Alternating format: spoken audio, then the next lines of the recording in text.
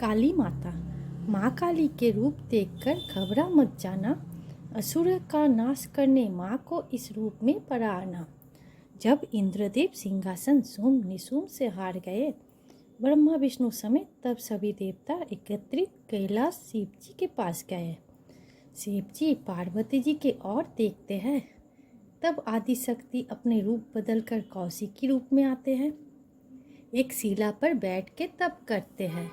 कौशिकी के सुंदर रूप के बारे में चंड मुंड से शुंभ निशुंभ को पता चलता है। शुंभ निशुंभ चंड मुंड को कौशिकी को लाने कहते हैं।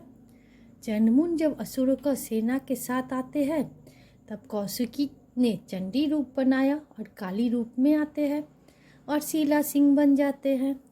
फिर काली माँ और चंडी मिल के चंड मुंड का संहार करते हैं।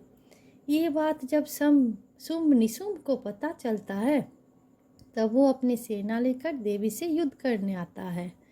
आदि शक्ति के शक्ति से वो था अनजान, इसलिए शुंभ निशुंभ को युद्ध में देनी पड़ी जान। अंत में जब रक्तबीज युद्ध में आते हैं, तब काली माँ उसका सर भी काट देते हैं। पर रक्तबीज का हर एक रक्त के बूंद से बहुत सारे रक्तबीज बन जाते हैं। तब माँ काली अपने भयंकर रूप में आई और क्रोध से माँ के तीसरा नेत्र भी खुल गई। कालरात्रि के भयंकर रूप को देखकर देवता भी डर गए। उनकी एक हुंकार से सारे असुर सेना जल गए। तब चंडी ने काटे सर काली माँ सारे रक्त पी गए। जितना भी असुर था माँ ने सबको मार गिराया, फिर भी माँ का क्रोध कम ना हुआ।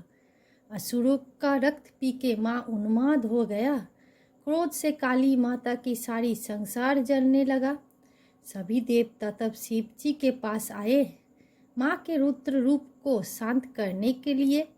तब शिव जी तांडव करने लगे, माँ भी साथ नाचने लगे। अंत में शिव जी लेट गए और माँ का चरण शिव जी के देह पर पड़ गए। तब माता का जीवा निकल आई, क्रोध शांत होकर होश में आ गई। सब देवता मिलकर काली माँ की जयकार लगाई।